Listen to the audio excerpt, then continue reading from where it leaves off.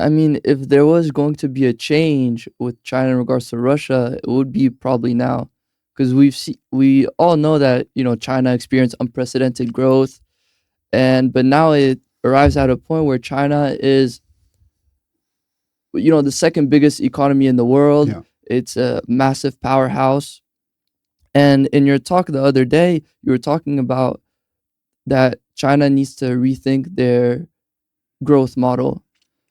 And you mentioned that they have a focus on technology and less so a focus on personal income. And maybe you can talk about it more, but it's a very interesting debate, right? Do you focus on having, low personal income so your industries are more competitive and you have bigger exports, which will grow the industry? Or do you have higher income and you'll have more domestic product, which will grow the economy? Yeah. So how do you think, what should China do and what is the state? So let me get to the first part of your question first, and then I'll come to this distinction between economic growth and technology. I do believe that China today is at a point where it really has to choose between Russia and its own economic future.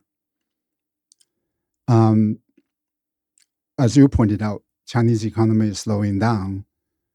They need export markets much, much more. If Trump imposes tariffs, they need the European market even more. So that's one consideration that they really should take into account. The other is that Russia is failing as an economy. So the relative attractiveness of Europe relative to Russia as an economic market, as a commercial market, is increasing, right?